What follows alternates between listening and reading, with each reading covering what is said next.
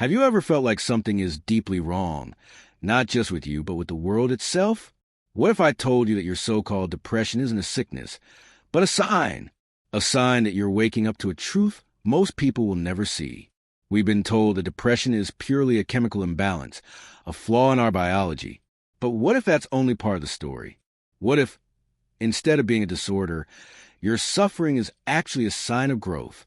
Throughout history, great thinkers like Carl Jung and Nietzsche have spoken about the dark night of the soul, a painful but necessary stage of awakening. By the end of this video, you'll understand why your sadness isn't just an illness to be cured, but a gateway to something much deeper. The hidden meaning of pain. Why do we suffer? Why does life sometimes feel unbearably heavy, as if every step forward is met with an invisible force pulling us back? Society has conditioned us to see pain as something to be avoided at all costs. But what if pain isn't the enemy? What if it's trying to tell you something? At its core, suffering isn't meaningless. It's a signal, a biological and psychological alarm system designed to capture your attention. In the wild, pain tells an animal when it's in danger. A wounded lion doesn't ignore its injury. It slows down, rests, and heals. But in modern society, we don't treat emotional pain the same way.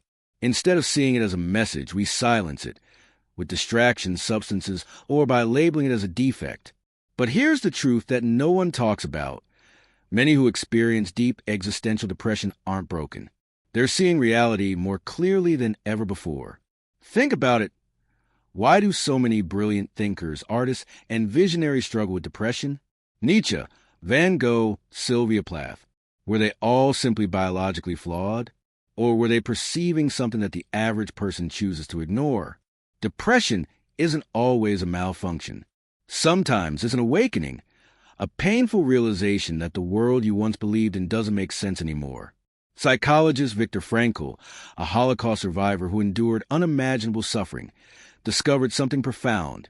Suffering only becomes unbearable when it lacks meaning. In the concentration camps, those who had a sense of purpose, whether it was a dream, a loved one, or belief in something greater, were far more likely to survive than those who saw no meaning in their suffering.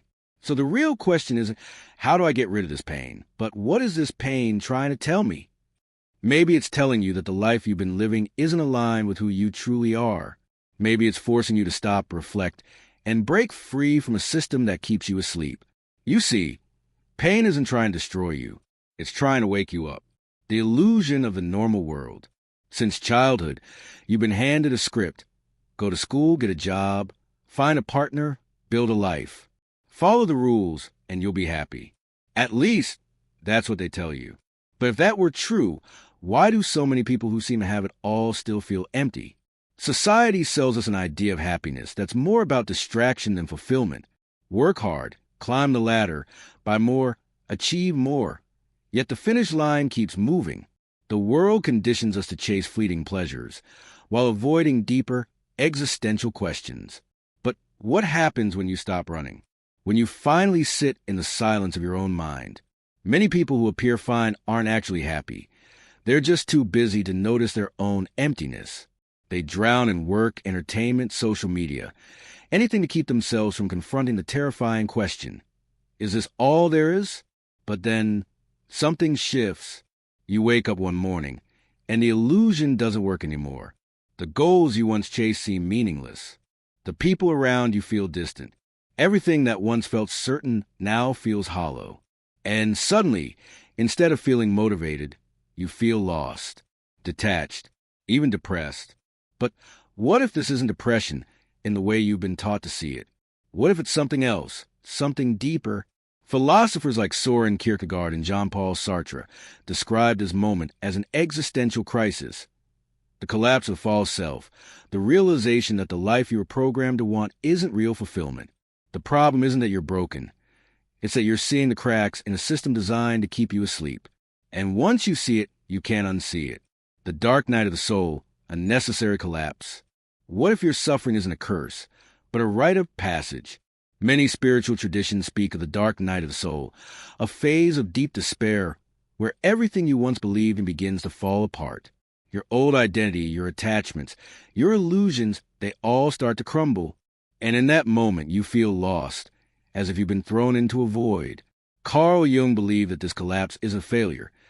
It's a confrontation with your shadow, the hidden, suppressed parts of yourself that you've been avoiding. The pain you feel isn't just sadness. It's your unconscious mind forcing you to see the truth about yourself, about reality, about the illusions you once clung to. Think about it. If your house was built on a weak foundation, wouldn't it need to collapse before something stronger could be built?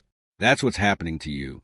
The version of yourself that was built to fit in, to please others, to play by society's rules. It's dying. And yes, that's terrifying. But it's also necessary. This suffering isn't the end of you. It's the end of who you were never meant to be. What comes next? That's up to you. Because once the old self has been stripped away, you have the rare opportunity to rebuild. Not as who the world told you to be, but as who you truly are. Your depression isn't a malfunction, it's an awakening. What if everything you've been told about depression is wrong? Society has conditioned you to believe that if you feel lost, numb, or disconnected, something is wrong with you, that you're broken, that you need to be fixed. But what if those feelings aren't signs of illness, but of evolution? Your sadness, your disillusionment, your exhaustion with the world. They're not random. They're signals. They're your mind rejecting a version of reality that no longer serves you. The person you used to be is dissolving, making way for something more authentic. And yet, the world calls this disorder. Why?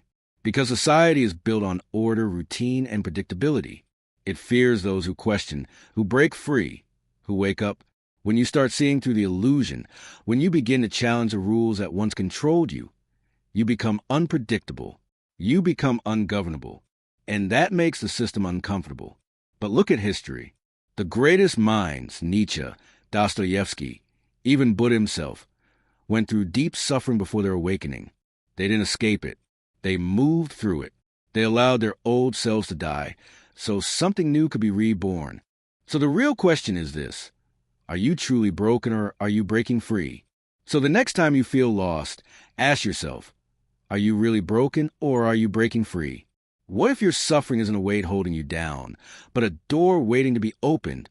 What if, instead of running from it, you leaned in, listened to what it's trying to tell you?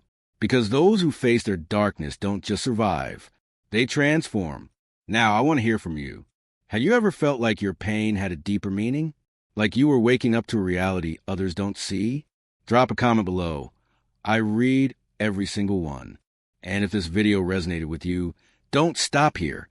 Subscribe, because we're only scratching the surface of the mind's deepest mysteries. The journey is just beginning.